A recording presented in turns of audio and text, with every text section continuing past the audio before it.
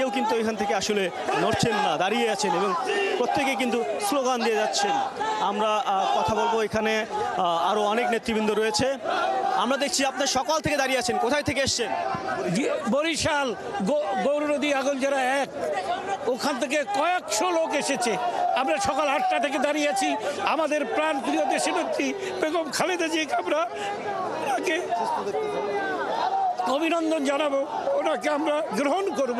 এই জন্য আমরা কষ্ট স্বীকার করে, অর্গুমা স্বীকার করেছি। এটাকে আমরা কষ্ট মনে করি না।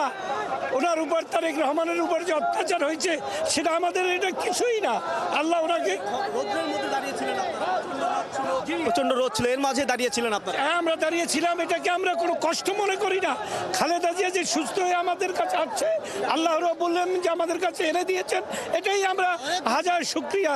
উনি সুস্থ হয়ে দেশকে সুন্দরভাবে পরিচালনা করবেন, এটাই দেশের জনগণ আশা করে।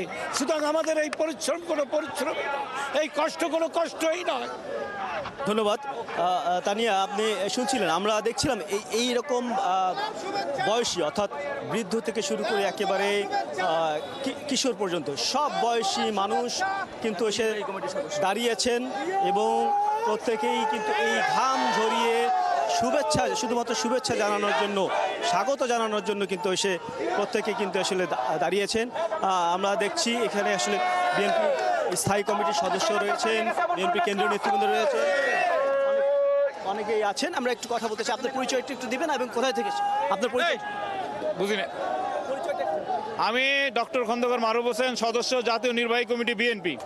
আজকে আমরা জাতীয়তাবাদী শক্তি, সর্বস্তরের নেতাকর্মী, সাধারণ মানুষ আজকে রাজপথে নেমে এসে দেশনেত্রী বেগম খালেদা জিয়াকে যেভাবে স্বাগত জানিয়েছে, আজকেই জনগণ জানিয়ে দিয়েছে দ্রুত নির্বাচনের রোডম্যাপ ঘোষণা করতে।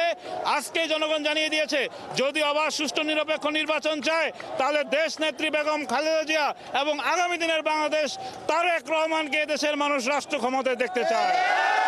আমরা সকলে দেশনেত্রী বেগম খালেদা জিয়া আজকে দেশে আসছেন, এজন্য সকলে আনন্দিত, উজ্জীবিত। আমরা সকলে জনগণ আজকে রাজপথে নেমে এসে প্রমাণ করেছি বাংলাদেশ মানে জিয়া পরিবার। ধন্যবাদ সকলকে। ধন্যবাদ তানিয়া। আপনি শুনছিলেন, আমরা শুনছিলাম বিএনপি নির্বাহী কমিটির একজন সদস্যের বক্তব্য। এই জায়গাটি অর্থাৎ গুলশান 2 থেকে অ্যাভিনিউ সড়ক হয়ে একেবারে ফিরোজা পর্যন্ত বিএনপি একদম কেন্দ্রীয় নেতৃবৃন্দ থাকবেন। এই কেন্দ্রীয় নেতৃবৃন্দর আগে পর্যন্ত মহিলা দলের নেতৃবৃন্দ থাকার কথা রয়েছে, কিন্তু আমরা দেখছি যে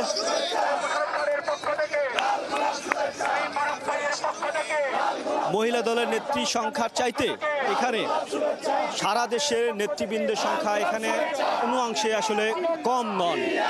তারা প্রত্যেকেই তাদের নিজস্ব যে ইউনিট রয়েছে, উপজেলা কমিটি, জেলা কমিটি, প্রত্যেকেই কিন্তু এসে দাঁড়িয়েছেন। একই সাথে আমরা দেখছি যে এই সড়কটি অর্থাৎ গুলশান 2 থেকে ফিরোজা হয়ে যে সড়কটি যাবে, সেই সড়কের দুই পাশের চিত্র আপনি দেখছেন।